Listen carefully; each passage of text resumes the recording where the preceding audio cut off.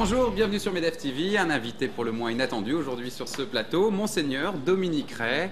Bonjour. Bonjour. Alors vous êtes l'évêque de Fréjus de Toulon, l'évêque du Var, on peut dire plus généralement. Tout à fait. De la Côte d'Azur, si vous voulez.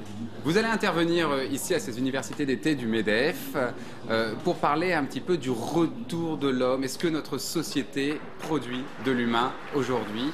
Alors pour commencer, j'aimerais tout d'abord que vous nous donniez un petit peu la manière dont vous appréhendez cette crise, ou plutôt ce qu'on appelle aujourd'hui l'après-crise. Oui, je dirais, on appréhende ce qu'a été la crise, on a maintenant un peu de recul pour la mieux analyser sur le plan économique, financier, mais on voit aussi que cette crise, ce n'est pas simplement une crise des systèmes économiques, des systèmes financiers, c'est aussi une crise de l'humain, une crise de l'éthique, une crise de la morale, qu'elle a une résonance, une consonance extrêmement large, bien au-delà des considérations économiques.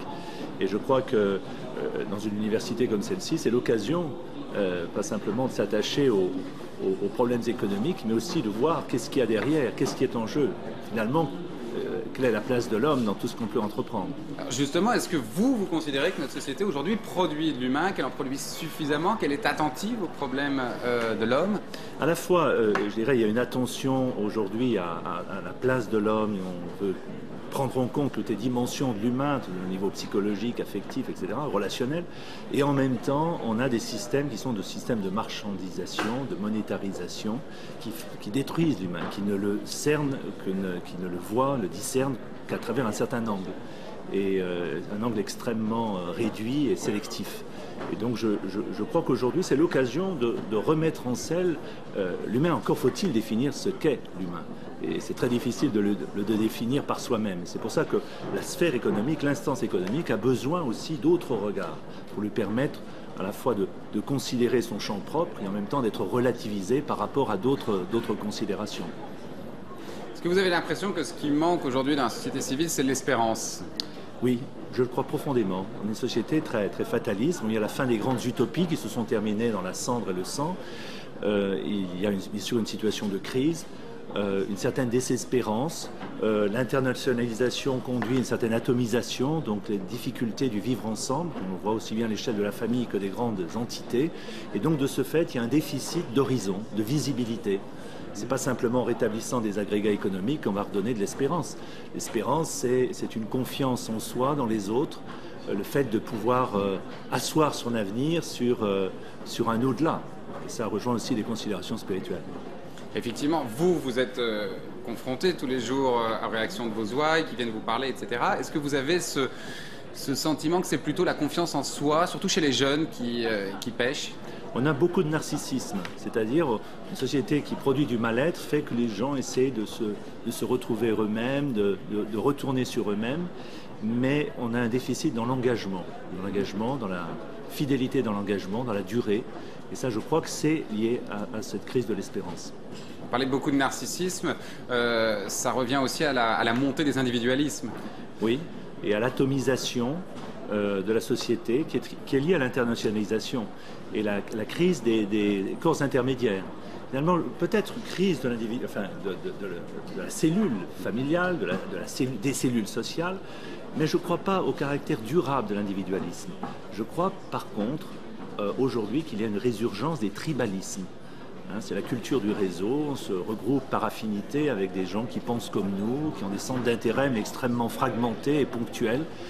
Et je crois que l'un des grands défis, c'est la communauté humaine. Quelle communauté humaine est nécessaire pour que l'homme soit vraiment lui-même, pour qu'il ait une espérance?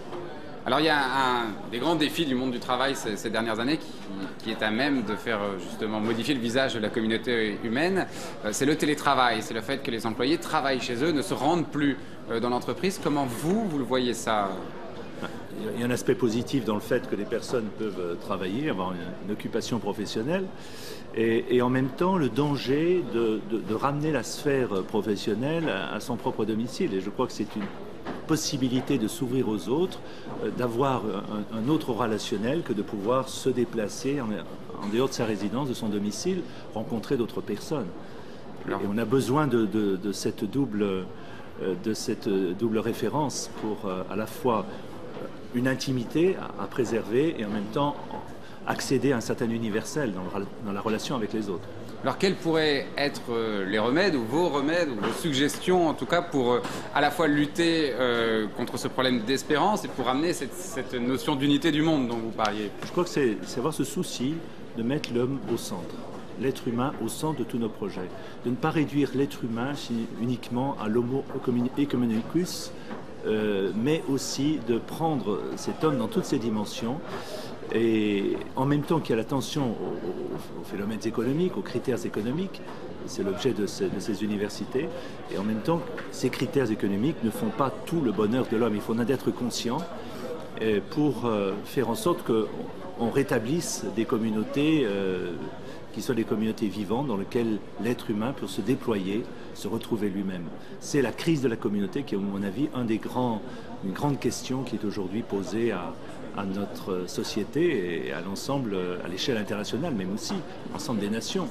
Comment reconstituer des communautés humaines, des communautés nationales, et ne soit pas simplement un corporatisme, une organisation de différentes tribus, mais qu'elle soit un lieu de vivre ensemble, de pouvoir s'assumer soi-même et vivre avec d'autres.